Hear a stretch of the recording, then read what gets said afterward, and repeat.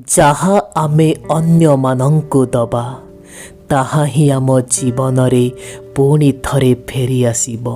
ତ ଭଲ ହେବ ଲୋକଙ୍କୁ ଆମେ ଟିକେ ସାହାଯ୍ୟ କରିବା ଆଉ ସମ୍ମାନ ଦେବା।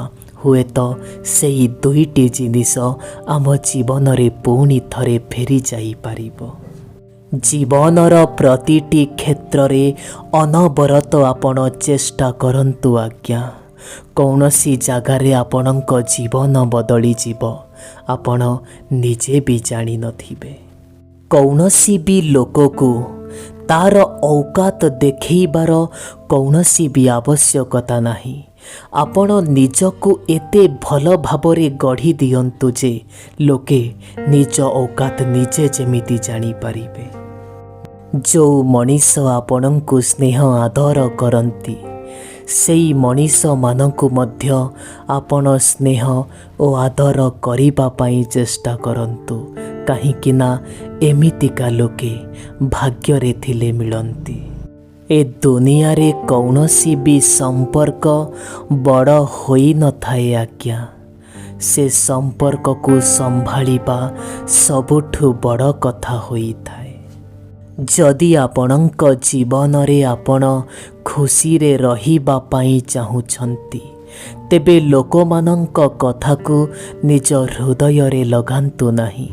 ଲୋକଙ୍କ କ'ଣ ଆଜ୍ଞା, ଏମାନେ ତ କିଛି ବି କହି ଚାଲିଯିବେ। ତୋ ଭଲ ପାଇବାରେ ଆଉ ମୋ ଭଲ ପାଇବାରେ କେବଳ ଏତିକି ଫରକ, ମୁଁ ସମସ୍ତଙ୍କୁ ଛାଡ଼ି ତତେ ମୂଲ୍ୟ ଦେବା ଆରମ୍ଭ କଲି, ଆଉ ତୁ ମୋତେ ଛାଡ଼ି ସମସ୍ତଙ୍କୁ ମୂଲ୍ୟ ଦେବା ଆରମ୍ଭ କଲୁ।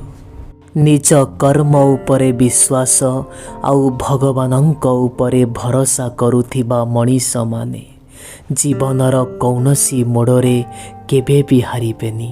ଥରେ ଏକଥା ଉପରେ ଭାବିବେ ନିଶ୍ଚୟ। ସ୍ନେହ, ପ୍ରେମ ଓ ଭଲ ପାଇବା ଇଏ ଏମିତିକା ଉପହାର ଆଜ୍ଞା। ୟାକୁ ଦେବା ପାଇଁ ଟଙ୍କା ପଇସାର ଆବଶ୍ୟକତା ପଡ଼େ ନାହିଁ, କିନ୍ତୁ ଏହାର ମୂଲ୍ୟ ବହୁତ ଅଧିକ ହୋଇଥାଏ।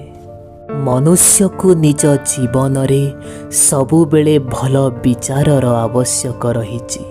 ମନୁଷ୍ୟକୁ ନିଜ ଜୀବନରେ ସବୁବେଳେ ଭଲ ବ୍ୟବହାରର ଆବଶ୍ୟକ ରହିଛି। ତାପରେ ଯାଇ ମଣିଷ ଗୋଟିଏ ସୁନ୍ଦର ମଣିଷ ହୋଇପାରିବ। ଆଜ୍ଞା, ଆପଣ ଜାଣିଛନ୍ତି କି କେଉଁ ମଣିଷମାନଙ୍କୁ ସବୁଠାରୁ ଅଧିକ ରାଗ ଲାଗେ? ସେଇ ମଣିଷମାନଙ୍କୁ ଯେଉଁମାନେ ନିଜ ମନର ଦୁଃଖ ଓ କଷ୍ଟକୁ କାହା ଆଗରେ ବ୍ୟକ୍ତ କରିପାରନ୍ତି ନାହିଁ। କେବଳ ଅନ୍ୟମାନଙ୍କୁ ଦେଖେଇ ହେବା ପାଇଁ ଆପଣଙ୍କୁ ଭଲ ହେବାର ଅଭିନୟ କରିବାର କୌଣସି ବି ଆବଶ୍ୟକ ନାହିଁ। ହୁଏତ ଏ ଦୁନିଆ ଲୋକମାନେ ଆପଣଙ୍କ ଉପର ଚେହେରାକୁ ଦେଖିପାରନ୍ତି, କିନ୍ତୁ ଭଗବାନ ସବୁବେଳେ ଆପଣଙ୍କ ଅନ୍ତର ଆତ୍ମାକୁ ଦେଖନ୍ତି। ଯଦି ଭଲ ହେବା ପାଇଁ ଚାହୁଁଛନ୍ତି, ତେବେ ଭଗବାନଙ୍କ ଆଖି ସାମ୍ନାରେ ଭଲ ହେବା ପାଇଁ ଚେଷ୍ଟା କରନ୍ତୁ। ଏ ଦୁନିଆ ଲୋକଙ୍କ କ'ଣ କ୍ଷଣି କ୍ଷଣିକରେ ଏମାନଙ୍କ ଆଖିର ନଜର ବି ବଦଳିଯାଏ। ଯଦି ଆପଣ ଚିନ୍ତା କରିବା ପାଇଁ ଚାହୁଁଛନ୍ତି, ତେବେ ସେତିକି ଚିନ୍ତା କରନ୍ତୁ ଯେଉଁ ଚିନ୍ତା କରିବା ଦ୍ୱାରା ଆପଣଙ୍କର କାମ ହୋଇଯିବ। ଏମିତି ଚିନ୍ତା କରିବାର କୌଣସି ବି ଆବଶ୍ୟକ ନାହିଁ ଯେଉଁ ଚିନ୍ତା ଦ୍ୱାରା ଆପଣଙ୍କ ଜୀବନ ହିଁ ଚାଲିଯିବ। ଜୀବନରେ ଏଇ ଗୋଟିଏ କଥା ସବୁବେଳେ ମନେ ରଖିବା ପାଇଁ ଚେଷ୍ଟା କରିବେ, ଆମ ଦ୍ୱାରା ଯେମିତି କେବେ ବି କୌଣସି ମଣିଷର ମନକୁ କଷ୍ଟ ନ ହୁଏ। ଏହା ଭଲ ଆତ୍ମାର ଗୋଟେ ସୁନ୍ଦର ସଂକେତ ହୋଇଥାଏ। କୌଣସି ଜିନିଷ ଥରେ ହଜିଗଲା ପରେ ଫେରେ କିମ୍ବା ନ ଫେରେ ସେ କଥା ମୁଁ ଜାଣିନି ଆଜ୍ଞା, କିନ୍ତୁ ମୁଁ ମୋ ଜୀବନର ଅନୁଭବରୁ ଆପଣଙ୍କୁ କହୁଛି, କର୍ମ ନିଶ୍ଚୟ ଫେରିବ। ଯଦି ଭଲ କର୍ମ କରିଥିବେ ତେବେ ଭଲ ହୋଇ ଫେରିବ, ଆଉ ଯଦି ଆପଣ ଖରାପ କର୍ମ କରିଥିବେ ତେବେ ଖରାପ ହୋଇ ଫେରିବ। କେବଳ ଏଠି ନିଜର ହୋଇ ରହିଗଲେ କିଛି ଲାଭ ହେବ ନାହିଁ। ନିଜ ମଣିଷ ଭିତରେ ନିଜର ପଣିଆ ବି ଥିବା ଆବଶ୍ୟକ। ଏ ଦୁନିଆରେ ଯେଉଁ ମଣିଷ ତା ଜୀବନରେ ସତ୍ୟ ପଥରେ ଚାଲେ, ମୁଁ ଏ କଥା ଜାଣିଛି ଏ ଦୁନିଆ ଲୋକଙ୍କୁ ସିଏ ପସନ୍ଦ ଆସେ ନାହିଁ, କିନ୍ତୁ ଭଗବାନଙ୍କୁ ସେ ବହୁତ ପସନ୍ଦ ଆସେ। ଆପଣ କ୍ଷମା ମାଗିଦେବା ଦ୍ୱାରା କୌଣସି ଭୁଲର ତ କ୍ଷମା ହୋଇଯାଇପାରିବ, କିନ୍ତୁ ଥରେ ବିଶ୍ୱାସ ଭାଙ୍ଗିଗଲେ ସେ ବିଶ୍ୱାସ ଆଉ ଯୋଡ଼ି ହୋଇପାରିବନି। ସେଥିପାଇଁ ଜୀବନରେ ଆପଣ ଗୋଟିଏ କଥା ମନେ ରଖିବେ, ସବୁ କିଛି ହଉ କିନ୍ତୁ କେବେ ବି କାହାର ବିଶ୍ୱାସ ନ ଭାଙ୍ଗୁ। କୌଣସି କଥାକୁ ନେଇ ଭାବିଲେ ନା ଆପଣଙ୍କ ଅତୀତ ପରିବର୍ତ୍ତନ ହେବ, ନା କୌଣସି କଥାକୁ ନେଇ ଚିନ୍ତା କଲେ ଆପଣଙ୍କ ଭବିଷ୍ୟତ ପରିବର୍ତ୍ତନ ହେବ। ଯଦି ଆପଣ ଭବିଷ୍ୟତକୁ ସୁନ୍ଦର କରିବାକୁ ଚାହୁଁଛନ୍ତି, ତେବେ ନିଜ ବର୍ତ୍ତମାନ ଉପରେ ଫୋକସ୍ କର, ଦେଖିବ ଭବିଷ୍ୟତ ନିଶ୍ଚୟ ସୁନ୍ଦର ହୋଇଯିବ। ତୁମେ ତୁମ ଜୀବନର ଖୁସିକୁ କୌଣସି ବି ଲୋକ ସହ ବାଣ୍ଟିପାର, କୌଣସି ବି ଅସୁବିଧା ନାହିଁ, କିନ୍ତୁ ଜୀବନର ଦୁଃଖକୁ ସବୁବେଳେ ସେଇ ଲୋକଙ୍କ ଆଗରେ କହିବ ଯାହା ଉପରେ ତୁମର ବହୁତ ଭରସା ଥିବ। ଯେବେ ତୁମର କଥା ଶୁଣିବା କାହାକୁ ଘୃଣା ଲାଗେ, ଯେତେବେଳେ କୌଣସି ଲୋକ ତୁମକୁ ଘୃଣା କରିବା ଆରମ୍ଭ କରେ, ସେଇ ଜାଗାରୁ ତୁମେ ଚୁପଚାପ ଚାଲିଯିବା ବହୁତ ଭଲ ହୋଇଥାଏ। ଭରସା ଓ ବିଶ୍ୱାସ ଗୋଟେ ଏମିତି ଜିନିଷଟାଏ ବନ୍ଧୁ, ଯିଏ ଭାଙ୍ଗିଗଲା ଅବସ୍ଥାରେ କେବେ ସେ ଶବ୍ଦ ତ କରେ ନାହିଁ, କିନ୍ତୁ ଭାଙ୍ଗିଗଲେ ପୁଣି ଗଢ଼ି ହୁଏ ନାହିଁ। ଆପଣ ନିଜର ବି ଭୁଲକୁ ବେଳେ ବେଳେ ଖୋଜିବା ପାଇଁ ଚେଷ୍ଟା କରନ୍ତୁ ଆଜ୍ଞା। ସବୁବେଳେ ସାମ୍ନା ଲୋକ କେବେ ଭୁଲ ହୋଇନଥାଏ। ତୁମେ ଭଗବାନଙ୍କ ଉପରେ ବିଶ୍ୱାସ ଓ ଭରସା ରଖ, କିଛି କଥା ନାହିଁ, କିନ୍ତୁ ନିଜ କର୍ମ ଉପରେ ମଧ୍ୟ ବିଶ୍ୱାସ ଓ ଭରସା ରଖ।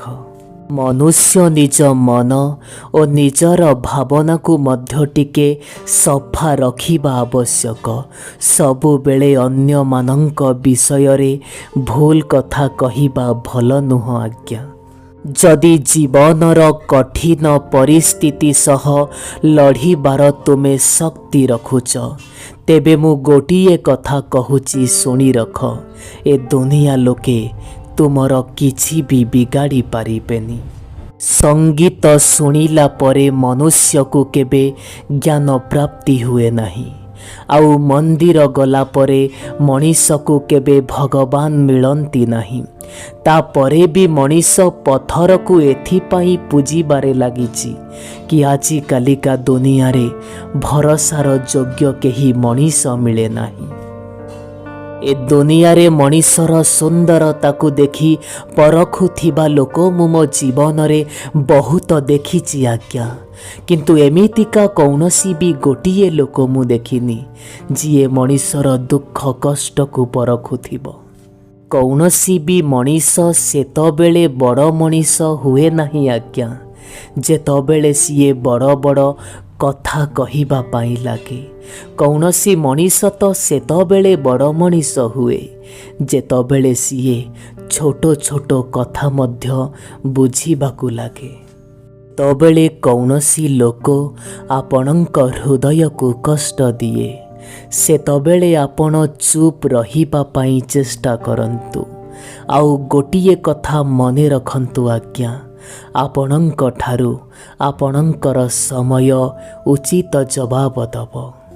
କୌଣସି ବି ମଣିଷକୁ ଏତେ ବି ଚାହଁ ନାହିଁ, ସେ ମଣିଷ ଦିନେ ନା ଦିନେ ବଦଳି ହିଁ ଯିବ, ଆଉ ତା ପାଇଁ ଆପଣ ଏ ଦୁନିଆକୁ ଘୃଣା କରି ବସିବେ।